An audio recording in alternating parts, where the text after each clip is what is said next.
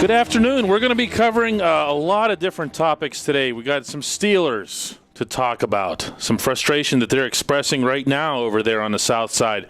We're going to talk about the Penguins being the dominant team in the Metropolitan Division. We're going to talk about anything that you want to talk about. You can email me at sportstalk@tribweb.com. You also can call at 412-320-7925. But we're going to start with the Pitt Panthers, who have a big week at hand. They have Notre Dame coming into Heinz Field with the kind of atmosphere that you'd like to see for college football, big-time college football in our area. You've got Jamie Dixon's Panthers starting up in hoops already, just like that, this week. There's no one better to have on to talk about that than Steve Pederson, the athletic director at the University of Pittsburgh. How are you, Steve? I'm great, Dejan. How about you? Outstanding. Honestly, I'm looking forward to this weekend. I'm looking forward to seeing Heinz Field filled up and excited about college football. And I want to get your thoughts about that because you're the man that put this schedule together. Well, we're very excited about the whole weekend. You know, you start off with, actually our women's basketball team plays their first game at 11 o'clock on Friday morning at school days, and we've got about 4,000 school kids coming in addition to some others, and that'll be the first game for Susie McConnell-Serio as our head basketball coach, so we're excited about that. Then you come into the evening and got the opening game of men's basketball with an exciting young team that we're anxious to watch, and then turn around to Saturday and here you come with a great traditional rivalry. Pitt and Notre Dame sold out Heinz Field, standing room only, and that's exciting for us. We had that same atmosphere when we opened the season against Florida State, and that was thrilling. And now this will be another great opportunity for us. It's a primetime game. It's the ABC national game. Brett Musburger, Kirk Herbstreit, Heather Cox. I mean, it's as good as it gets in college football, really. Well, that's actually what I want to ask you about today more than anything else, because I think when we think of Pitt athletics and you think of what's optimal, you think of what's your long-term, your ultimate goal. With basketball, I think we know we have that here. We know we've got the best basketball facility, one of the best certainly in the NCAA. You've got one of the best coaches. You've got one of the winningest programs, great atmosphere and everything else. What does optimal college football in the city of Pittsburgh look like to you, Steve? Well, I think we've certainly got outstanding facilities, and we've got a great coach, and he's doing things the right way. And we sold 52,000 season tickets this year, which is pretty impressive in all the college athletics. Really, a lot of football teams would give anything to sell that many tickets, and I think that all we need is a little more momentum to have the kind of football success that we've had in basketball. I think what you say is exactly right. We've had this success in basketball that has led to 12 consecutive years sold out in the Peterson Event Center and that kind of a unique environment. But, during that time, we built it and we were having great success. At the time we started, before Ben Howell and Jamie Dixon got here, it was pretty brutal. I mean, there weren't very many people there. We weren't winning very many games, and it was struggling. And I think that the pieces are in place for us to establish the same kind of strength and success in football, and we just have to keep pushing forward, and I think we got the right people that are doing it. Well, let me ask you a question I know that's been asked of you countless times over the years, but it somehow still seems to apply. Can that happen? Can that be created at Heinz Field? Do you still feel that way? And without a doubt. Tell me why. Why do you feel that way? Without a doubt. It's kind of interesting. I was talking to a friend of mine who said that he was talking to a gentleman who came to our Florida State game from Alabama. He's a big Alabama fan, but he wanted to go to this game. And he said that he thought that of all the college football games he'd been to all over the country, he thought the atmosphere in Heinz Field that night against Florida State was as good an atmosphere as he'd ever seen anywhere. It was really good. There's no question about that. And of course, we go back to the days of when I arrived here and we were selling less than 1,000 student tickets to go to Pitt Stadium, and now this year we sold 11,000 student tickets. We've really been over 10,000 student tickets each of the last 5 years. And we have good transportation systems to get our students down there. They find their own way down there anyway. And of course, the reality is, sometimes people talk about, well, stadiums on campus. Well, a lot of campuses that's harder for the students. They have to move out of parking lots so that fans can park in their parking lot. They got to find a way to get back.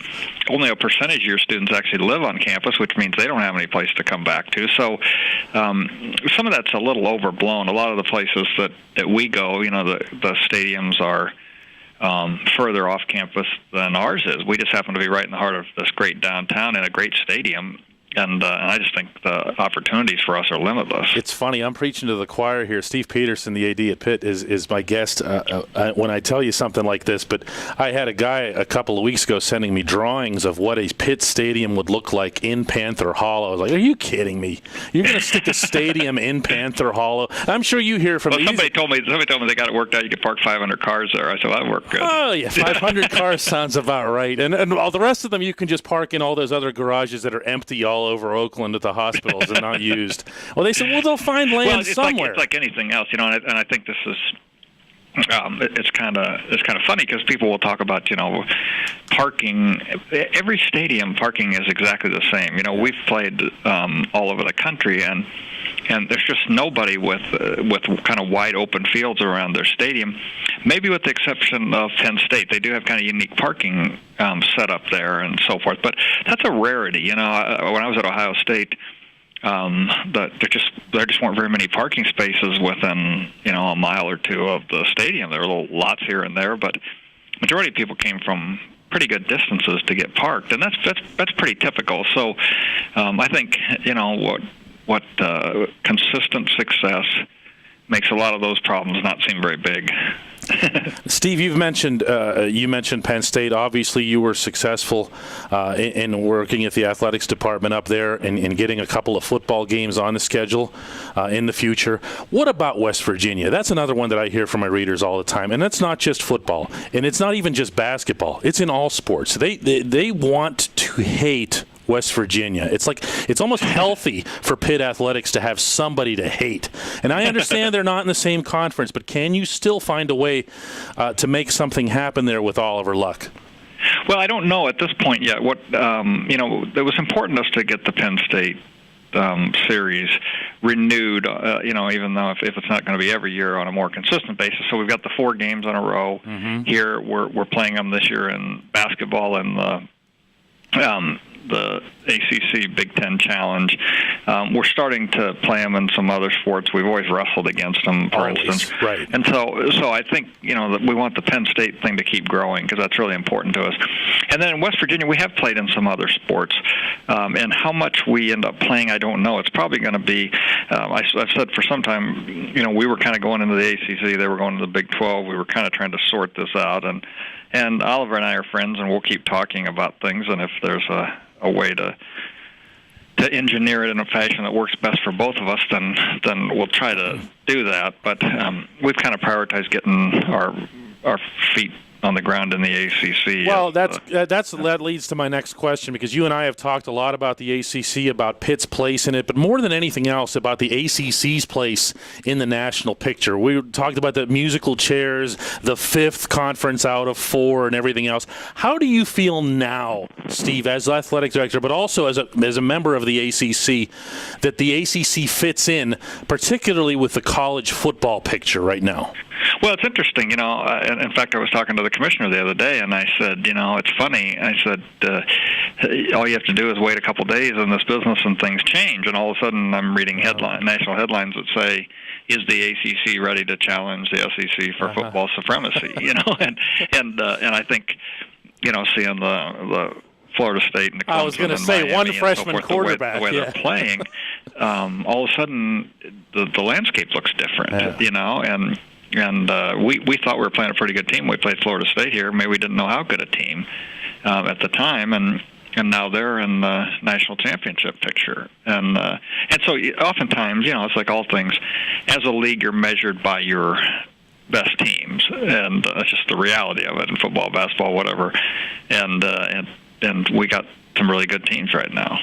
Steve, I want to ask you about Coach Christ and his program right now. They've had kind of a strange season, ups and downs. They've had times when they've looked really good on both sides of the ball, times when they haven't. How important is it, based on what you know about the kind of program that he's trying to build in a larger scope, that people be patient with it? Because the way, even when he was hired, I remember his explaining the way he wanted to get things done, the way he wanted to have those big bodies up front on the line. That takes time, doesn't it? Well, without a doubt, and really, what we've asked him to do is to build this for the long term. You know, we're not trying to build a good team; we're trying to build a good program.